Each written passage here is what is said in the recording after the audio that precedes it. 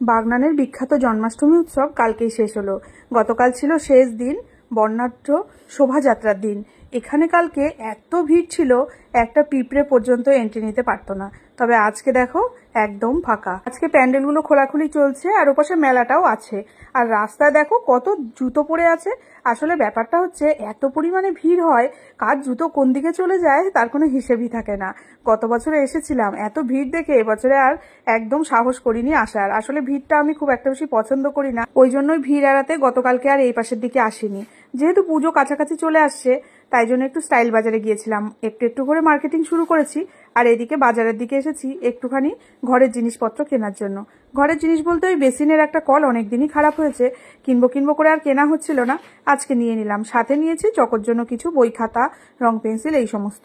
বাড়িতে এসে গেছি, আর আজকে একটু বানাচ্ছি সেমাই। তবে আজকে সেমাইটা একটু অন্যভাবে বানাবো, চলো তোমাদের সাথে শেয়ার করি। হ্যালো এভরিওয়ান, আমি প্রিয়া। আমার নতুন একটা ব্লগে তোমাদের আরো একবার স্বাগত। ব্লগ বলতে রেসিপি, চলো দেখিয়ে দিই তোমাদের কিভাবে আমি জর্দা সেমাই বানিয়েছি।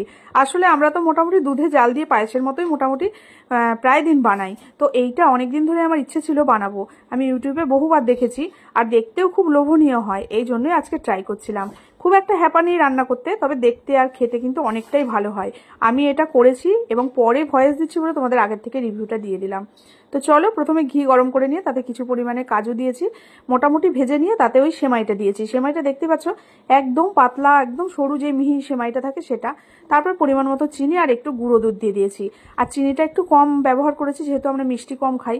তারপরে সামান্য একটু জল, যাতে ওই চিনিটা মেল্ট হয়।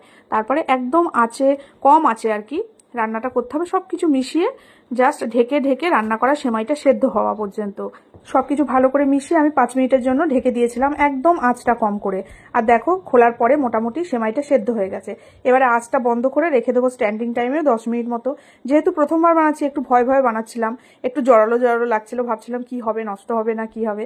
কিন্তু দেখো একদম ঝরঝরে হয়ে গেছে, কোনো রকম ডেলা বেঁধে নেই। আর একটু ঘি ছড়িয়ে দিয়েছিলাম ওপরে যখন স্ট্যান্ডিং টাইমে রেখেছিলাম।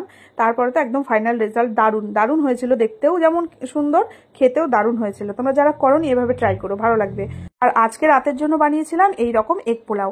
এটাও কিন্তু দারুণ একটা টেস্টি রেসিপি, আর খুব সহজে হয়ে যায়। যদি কারো রেসিপি লাগে অবশ্যই কমেন্টে জানিও, আমি চেষ্টা করব দিয়ে দেওয়ার। চলো আজকে তাহলে ভিডিওটা এখানে শেষ করছি, দেখা হবে আবারও।